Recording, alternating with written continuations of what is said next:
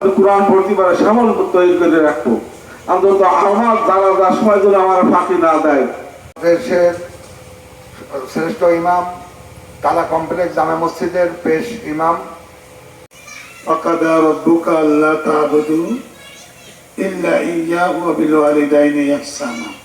যেভাবে লালন পালন করেছে, বৃদ্ধ বয়সে তোমাদেরকে হক, তোমাদের যেটা ومن سيئات أعمالنا من يهده الله فلا مضل له ومن يضلل فلا هادي له.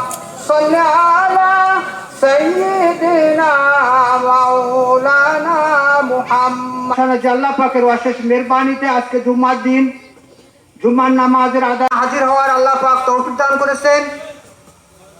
সেই আল্লাহ পাকের সানা, সেই পিতামাতা আমাদের এই দুনিয়াতে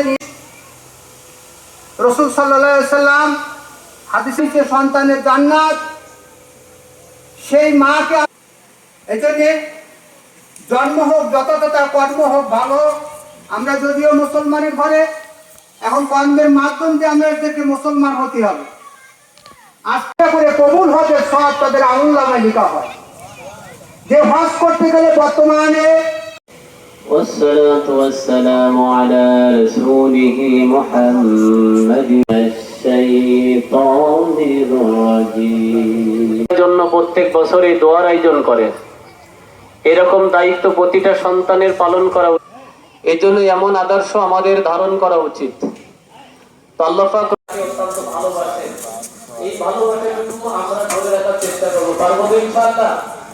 সাথে সাথে প্রত্যেকটা মানুষের জন্য মেসেজ হলো, এই মাসটা রবিউল আউয়াল মাস।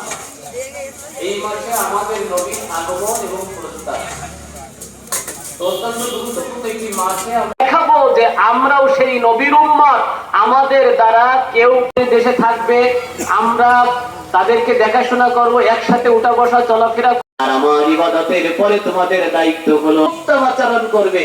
এখন একটা ছেলে কত কষ্ট করার চেষ্টা করেও দুনিয়াও লাঞ্ছিত হবে, আখিরাতেও ক্ষতিগ্রস্ত হবে। সুখের দিন আলাইহি ওয়াসাল্লামের দুধ মা হালিমাতুস সাদিয়া নিজের মায়ের সেবা করার সুযোগ পান নাই। কোটি টাকা মানুষের হক নষ্ট করে, পকেট ভর্তি করে কোনো কাজে লাগবে না, প্রয়োজনের অতিরিক্ত টাকা থেকে যাবে।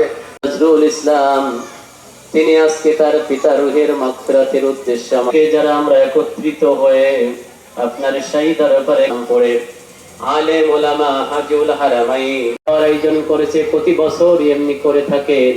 আয় আল্লাহ, খাস করে তার প্রতি আপনি কাছ রহমত নাজিল করে দিন।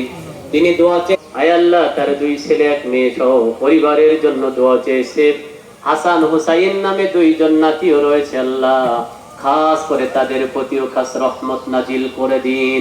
রব্বুল আলামিন পরিবারকে ইসলামের জন্য কবুল করে নিন।